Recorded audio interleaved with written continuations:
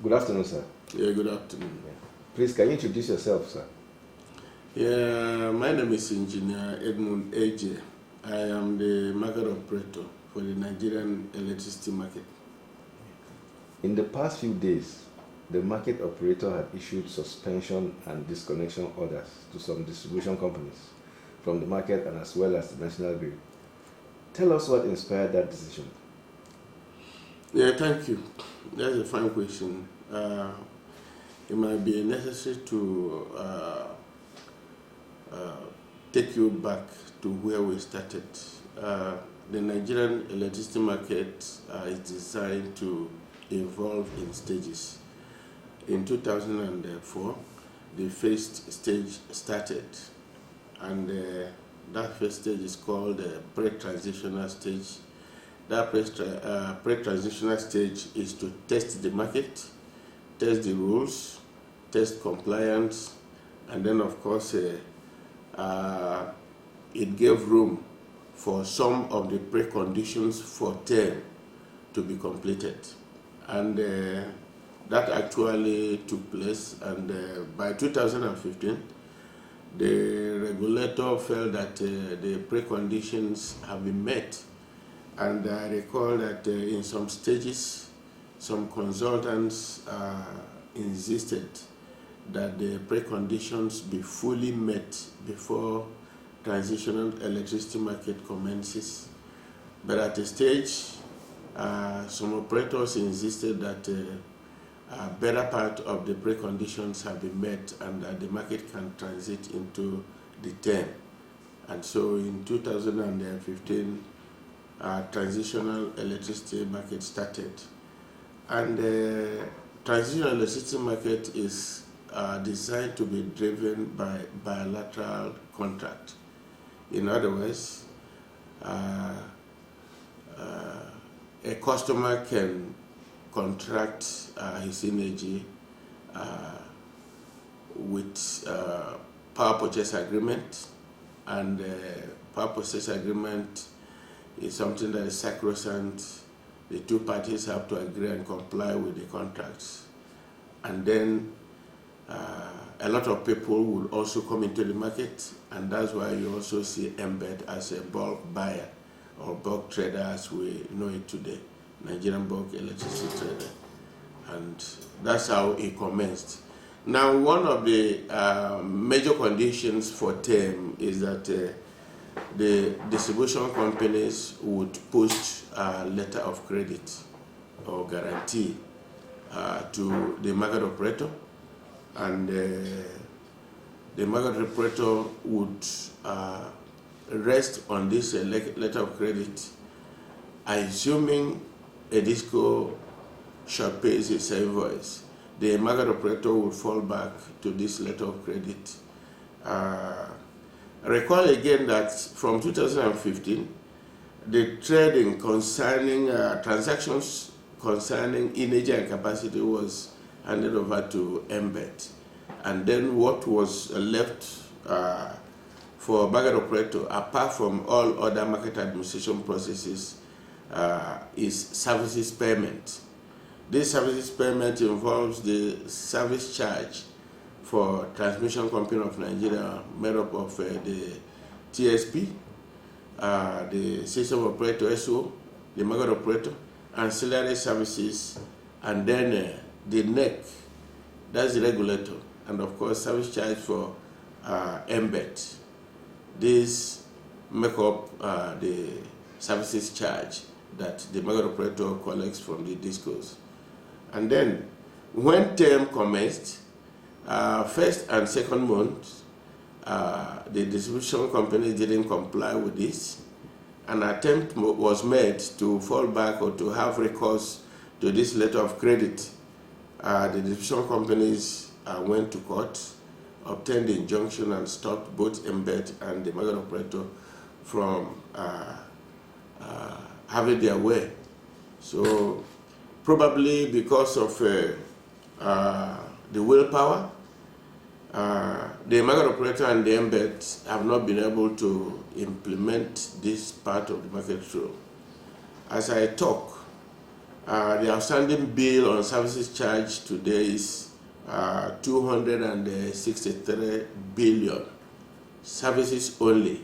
We're not talking about energy and capacity that is handled by the embed. Services only, as at March, 263 billion. Now, this 263 billion is made up of 66% shortfall every month. Averagely, what the discos pay to market operator is in the neighborhood of 30%, 32%, 35%. Now, you will ask, how have we been coping? We have small projects we should execute. We have salaries to pay. We have some other overheads. 30% cannot do it because when we draw a budget before ISAP through NEC, you bring out those typical expenses that you must make within the year in order to function properly. But 30%, you know, cannot enable anything to happen. And it will interest you to know again that the market demands that ancillary services, which would stabilize the grid, in cycle, you will replenish your security deposit. And that's how we plan it's going to happen going forward. Is this only peculiar to distribution companies? Yeah, every market participant has signed a contract or an agreement with the market operator. Depending what you do, we have generators, we have distribution companies, we have eligible customers, and so forth. Each of them has signed a participation agreement. Depending what your role, depending what your obligations are in the market, we have braced up to make sure that the market rule is complied with whoever has signed contract with us.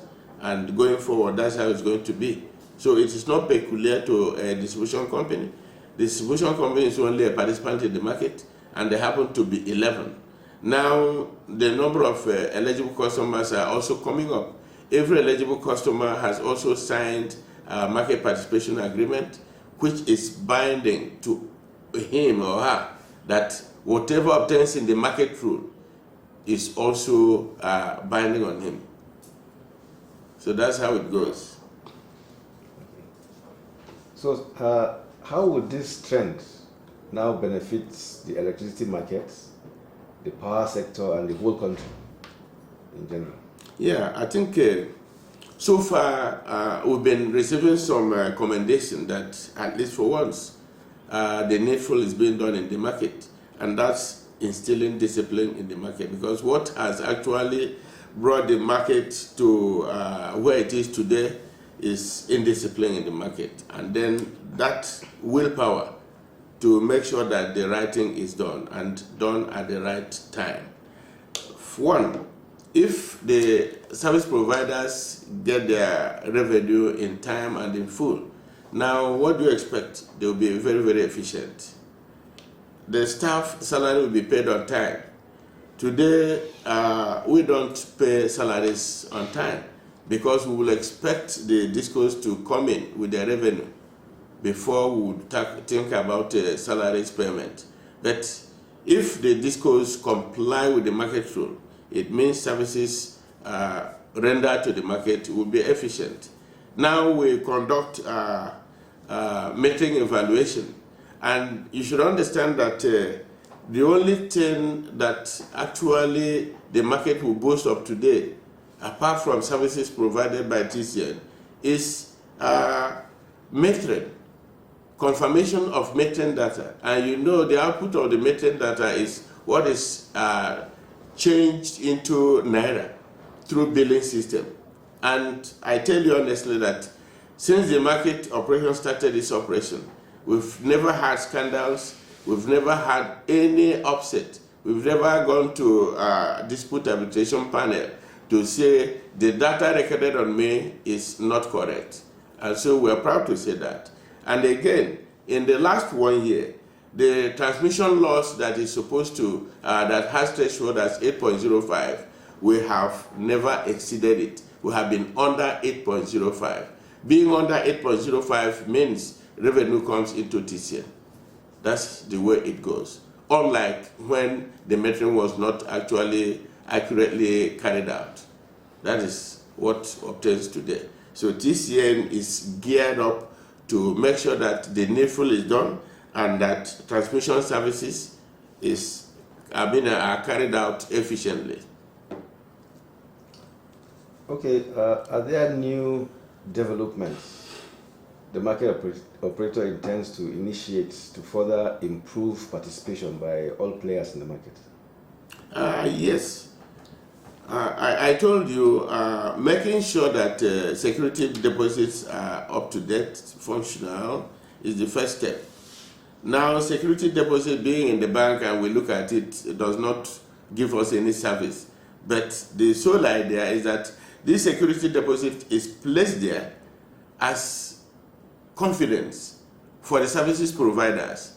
At the end of each month, if a disco fails to pay its invoices 100%, will fall back to this security deposit to fill up the gap. And as I said, as we do that, the disco is notified, and within before the next billing cycle, is expected to refill this security deposit. That's what it is. Now, what is the security deposit amount? Security deposit amount is about average 3 times of your typical monthly invoice. In other words, if your invoice shortfall in a month is within one invoice amount, it means we'll go there, take this, fill up the gap. We're expecting that you should refill it. If you didn't refill it, the next month, we're sure we have enough to take to fill this gap. And the market rule says, at the stage where you cannot refill and you don't leave the market with confidence, the confidence is the security deposit, and you don't have any confidence, we don't have confidence in you that you participate in the market, your license is suspended. In other words, instead of the government saying that I will want to seize your license for not living up to expectation, you will now remove yourself from the market by way of non-performance. So that's the next step we are taking. This May bill that has been completed, we have already notified all the discos that we expect their payment 100%. As I am talking, we have received only 13%. And again, we have also put them on notice that they are in violation of the market rule in terms of paying their invoices 100%. On the expiration of this notice, we will fall back to this security deposit and fill up their gap in the invoice payment. And that's how we want to take it up. And that's in line with the market rule. Anything that falls outside the market rule, probably any person can suggest will not be party to it. Okay, sir, lastly, is there any other information the market operator wants to tell the public? Yeah, the market operator will want to advise the public, the consuming public, because sometimes you get the excuse that from the discos that the consumers didn't pay, and or we are looking for a cost-effective tariff. Then the big question is, the one that is less cost-effective, did you collect it 100%? If you have some other reasons why you will not even collect all your revenue, did you collect it 50%? Did you collect it 60%? And that's the thing. So the so-called cost-effective tariff, yes, the regulator is making arrangements to do that, but are we sure that 100% collection will be done? Now we use this opportunity again to tell the consuming public that electricity is no longer social good that the government will provide without payment by the consumers. When it was social good, the time has gone. Today, electricity is one factor that can bring about industrialization in the country, as it's doing in China and in the USA. And we're expecting that any person that consumes electricity should be able to pay. It's an obligation.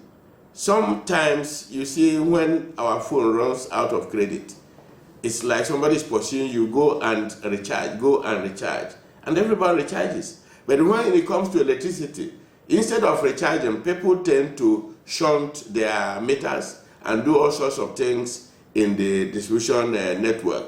We are using this opportunity to advise the consuming public, please, when you consume, pay.